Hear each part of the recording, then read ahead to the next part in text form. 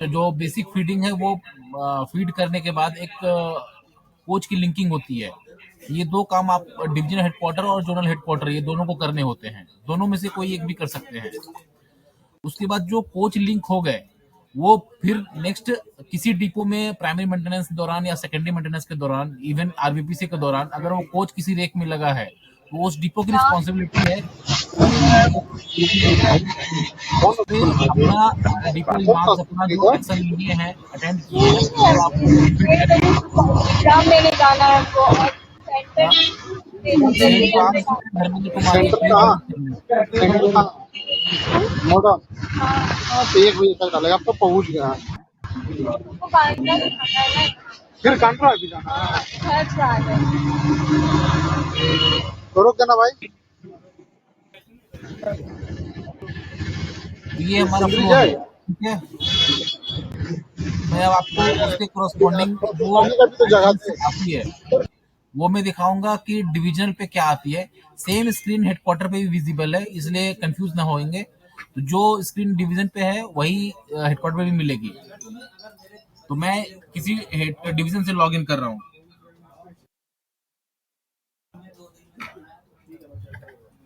ये centre application के अंदर अनयूजुअल रिपोर्टिंग की मेनू दी गई है। जब इस पे आप क्लिक करेंगे तो जी ये जो लिस्ट आती है ये वो लिस्ट है जो आइसमेस से आई है।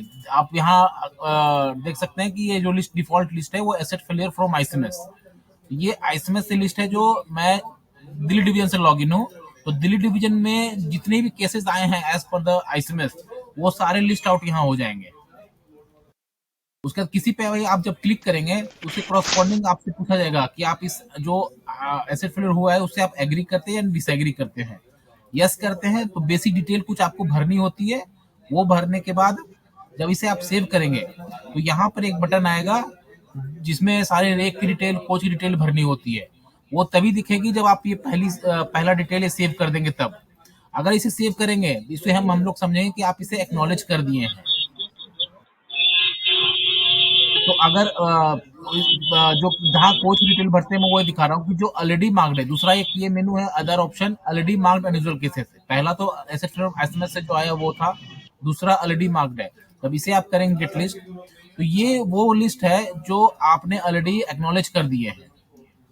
अगर किसी को एडिट करना चाहते हैं तो आप इस पे जस्ट क्लिक करेंगे, यहाँ बेसिक डिटेल खुल जाएगी। देखिए जो पहले आप भर रखे हैं फीड कर रखे हैं उसके बाद ये 4 बटन मिलेगी आपको, rake and BPC detail, coach की डिटेल, लोको एंड क्रोनोलॉजी। आप इसमें रेक की बीपीसी डिटेल डाल सकते हैं। तो ये बीपीसी नंबर वो है जो सीएनएम से जनरेट होती है। आप इसे नंबर डाल के वैलिडेट जब करेंगे तो ऑटोमेटिक इस बीपीसी सारे रिलेटेड जो डाटा रहते हैं वो ऑटोमेटिक फिल आउट हो जाएंगे। और ये बटन इनेबल तभी होगी जब आप वैलिडेट करेंगे तब। उसी तरह से सेम है कोच की डिटेल। अभी इसमें देखिए कोई भी कोच लिंक नहीं है इस अनयूजुअल में। आप इसे सर्च एंड ऐड करके जो कोच मास्टर हमारे पास है उसको सर्च कीजिएगा।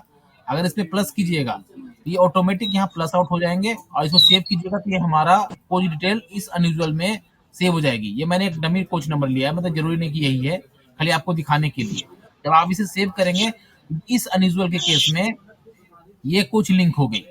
उसके बाद ये कोच जिस भी डिपो में जिसकी भी की रेक के दौरान में ये कोच लगेगी वो उसमें ये विजुअल हो जाएगा कि अब आपको इसमें एक अनयूजुअल आया था, अब इसके करस्पॉन्डिंग आपको रिमार्क्स भरने हैं। तो ये फ्लो है अभी डिवीजन तक का। आपको समझ आ गया कि पहले आइसएमएस से आया, आइसएमएस से हम लोग फीड किए, एक्नॉलेज किए, एक्नॉलेज करने के बाद उसमें कोच लिंक किए। ठीक है। तो जो बोर्ड के फॉर्मेट के हिसाब से रिपोर्ट बनी है वो मैं एक बार दिखाऊंगा, तभी आपको थोड़ा क्लैरिटी मिलेगी कि हर जोन का ऑल से 1 से 13 तक देखते हैं। तो देखिए पहला कॉलम जो आइसएमएस से आया, जो आपको हम यहाँ फॉर्म में दिखाए थे कि आइसएमएस से जो ये लिस्ट आई, ये टोटल 15 है जो अभी तक आपने एक्नॉलेज नहीं किए एज पर दिल्ली डिवीजन के रिकॉर्ड के हिसाब से बता रहे हैं। तो ये पहला केस वो है जो इस 1 तारीख से 13 तारीख के बीच में आइसएमएस के केसेस आए। आप इसमें से कितने एक्नॉलेज किए, ये वो केस है जब आप इसमें एग्री यस और नो करते हैं। उसके बाद फिर ये थर्ड कॉलम वो केसेस हैं जो आपने अभी तक एक्नॉलेज नहीं किए हैं, जिसमें आपने एग्री यस और नो नहीं किए हैं, ये वो केसेस हैं। जैसे इस केस में 15 जो दिखा रहे हैं लिस्ट में, ये 15 वो हैं जो एक्नॉलेज नहीं किए गए हैं अभी तक, क्योंकि तभी इस लिस्ट में दिख रहे हैं। उसके बाद फिर एक एज पर बोर्ड का ये था कि जो आपके पास इस पीरियड के दौरान में जो भी पेंडिंग केसेस हैं, वो जो सबसे मैक्सिमम पेंडिंग आवर्स कितने हैं। जैसे मान लीजिए कि आपके पास 10 केसेस है, हो सकता है एक केस 4 केसेस कल ही आए हो, 2-3 केसेस 4 दिन पहले आए हो, तो ये कितने घंटे से जो सबसे लास्ट जो केसेस है वो पेंडिंग पड़ा हुआ है। जैसे सीआर डिवीजन की जोन की बात करें तो कोई एक ही केसेस पेंडिंग है, लेकिन वो 250 आवर्स से पेंडिंग पड़ा हुआ है। जैसे एनसीआर की बात करें तो 3 केसेस हैं, लेकिन 3 केसेस में से जो सबसे मैक्सिमम पेंडिंग पड़ा हुआ है 34 आवर्स से, मतलब एक दिन से ज्यादा से पड़ा हुआ है पेंडिंग। तो आप इसे एक्नॉलेज करें। ये बोर्ड का था कि उनको देखना है कि किस डिवीजन ने अभी तक एक्नॉलेज किया नहीं, कितने घंटे से। बस ये है। और ये वो थर्ड कॉलम, ये कॉलम वो है जिसमें आपको जैसे मैंने बताया था कि आपको कोच लिंक करने होते हैं। आप बिना कोच के अगर लिंक नहीं करेंगे तो इसमें दिखेगा। और इसमें ये इसमें वो अकाउंट है जिसमें आपने कोच लिंक कर रखे हैं, क्योंकि कोच जब तक लिंक नहीं करेंगे तब तक डिपो के पास वो फिल करने के लिए कोई भी फॉर्म नहीं ओपन होगा, क्योंकि डिपो के पास जो रेक मेंटेन होती है वो कोच से लिंक होती है वो। तभी आपको ये जो लास्ट के 3 कॉलम है ये डिपो बेसिस पे है कि डिपो ने जो आपने लिंक किए कोच नंबर, वो आप उसमें से कितने में एक्शन जो आपने लिया वो कंप्लीट हो गया, कितने में पार्सली अटेंड किया, और कितने को अभी तक अटेंड ही नहीं किया। ये 3 कॉलम डिपो के ये में है, डिपो के अकाउंट पे है कि आपको डिपो जैसे कोच आप अपने रेक में लगाते हैं वहां दिखता है अनयूजुअल का काउंट, तो आप उस पर एक्शन लीजिए, तभी अकाउंट घटेगा और दिखेगा कि आपने कंप्लीट किए कि नहीं किए। तो ये 6 कॉलम आप जब इसी पे ही क्लिक करेंगे तो ये डिवीजन वाइज काउंट आ जाएगी कि आपके हर डिवीजन में कितने क्या है। जैसे मान लीजिए टोटल केस अटेंडेंट है, जैसे मान लीजिए मैं एनआर के 3 केसेस ले रहा हूँ, ये डिवीजन वाइज आ जाएंगे कि जो डिवीजन में जितने केसेस आए थे इस 37 में से, उसमें से एल्को के एक केस में एक्नॉलेज हो चुके हैं कंप्लीटेड, मुरादाबाद के 2 केसेस कंप्लीट हो चुके हैं जिसमें डिपो ने एक्नॉलेज कर दिया है। जब इस पे आप क्लिक करेंगे तो उसमें तीनों की उस केस की लिस्ट आ जाएगी कि वो केसेस क्या थे, और उसमें से और क्या एक्नॉलेज हुए वो अभी आगे दिखेंगे बाइफरकेशन पे। इसमें आईएसएमएस की अनयूजुअल हमारी अनयूजुअल आईडी दी गई, जिससे आप इस पे क्लिक करेंगे इसमें सारी डिटेल आ जाएगी आपको कि डिवीजन में क्या भरा था। ये रिपोर्ट सब पे अवेलेबल है, सब डिपो भी देख सकते हैं, डिवीजन भी देख सकते हैं, हेडक्वार्टर भी। जब इस पे आप क्लिक करेंगे तो इसमें सारे डिटेल्स, सीएनडब्ल्यू ने क्या भरा था, एक एग्जामिशन क्या था उसका, कोच क्या लिंक है, जैसे ये देखिए इसमें ये कोच नंबर लिंक्ड है, उसमें और क्या क्या भरे गए हैं, डिपो ने रिमार्क्स क्या क्या भरा है, ये भी इसमें दिख जाता है। तो जैसे मैंने इसमें दिखाया कि इस वाले पे क्लिक किया था, जब आप इस पे एक क्लिक करेंगे तो इसका मतलब इस अनयूजुअल में एक कोच लिंक था, हो सकता है 2 भी हो सकते हैं, 3 भी हो सकते हैं। जब आप इस पे क्लिक करेंगे तो कौन से कोच लिंक था वो आपको दिख जाएगा यहीं पर। अच्छा, ये आईएसएमएस से आया था और इस सीएनडब्ल्यू ने ये भरा था और ये कोच लिंक हुआ था। इस पे जब आप क्लिक करेंगे तो क्या एक्शन हुआ था ये भी दिख जाएगा। तो ये रिपोर्ट एक जो बोर्ड के फॉर्मेट के हिसाब से बनी थी, ये सारा रिपोर्ट है। अब दिखाते कि डिपो को क्या करना है, इस पे एक्शन लेना है। जैसे डिवीजन ने लिंक कर दिया कोच को,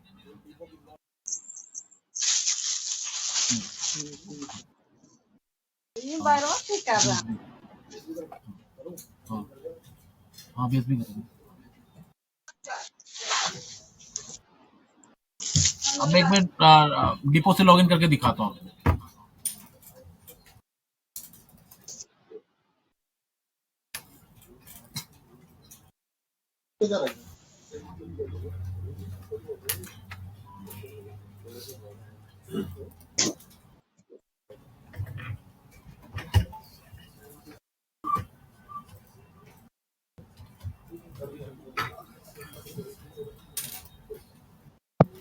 जैसे मैं बीएसबी से लॉगिन हूँ, जब आप रेक मेंटेनेंस पे जाते हैं तो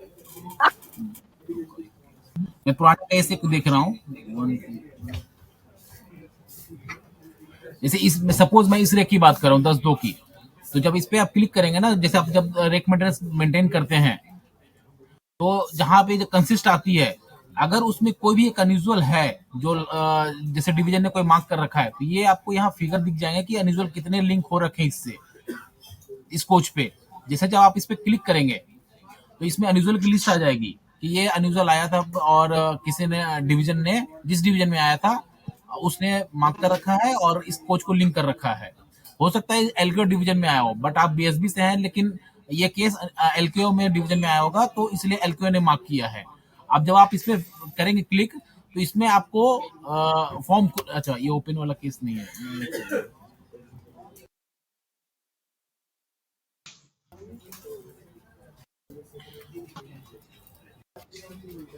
तो यहाँ पर एक फॉर्म खुलता है जिसमें आपको एक्शन टेकन भरना होता है, क्या किसने लिया, रिमार्क्स डालना होता है।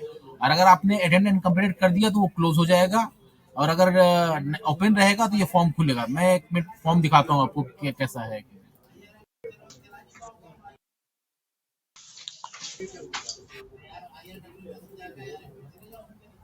और रिजान है।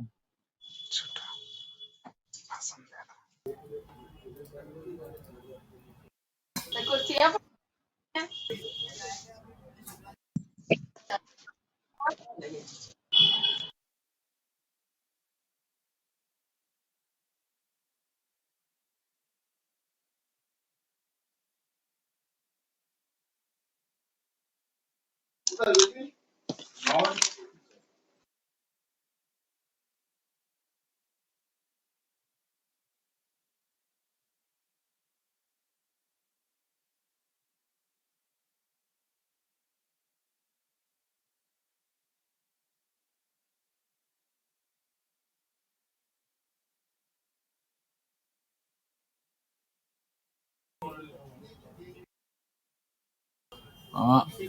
मैं फॉर्म देख रहा हूँ, मैं आपको ढूंढ रहा हूँ किसी कोच में जैसा जिसमें अनयूजुअल आया हो किसी रेक में। मैं आपको थोड़ी देर में दिखा रहा हूँ, तब तक आपको कोई क्वेरी हो तो आप पूछिए, बाकी मैं दिखा रहा हूँ till then.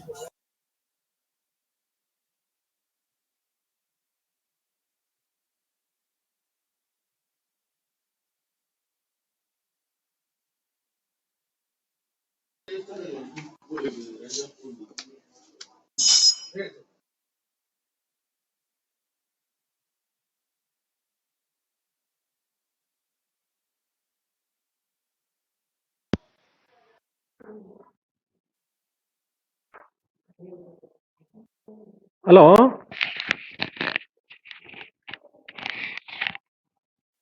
Hello hello hello hello hello. हाँ जी, मेरी आवाज आ रही है?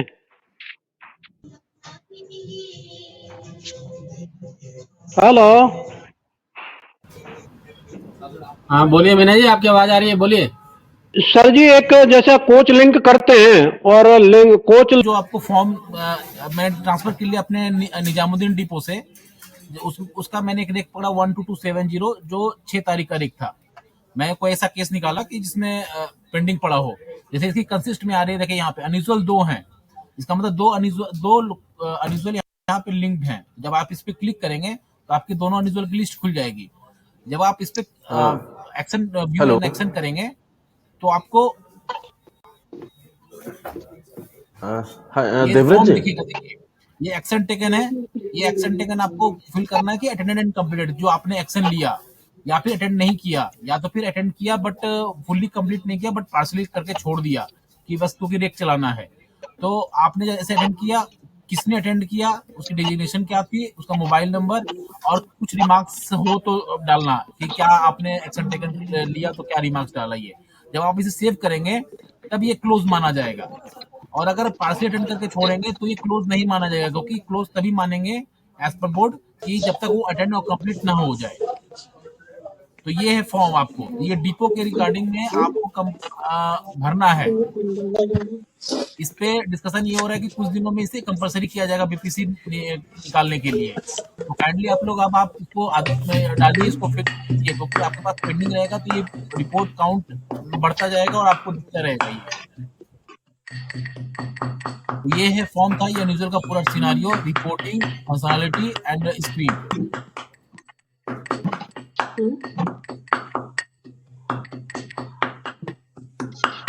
किसी कोई क्वेरी हो तो बताएं, पूछ लें। देवराज जी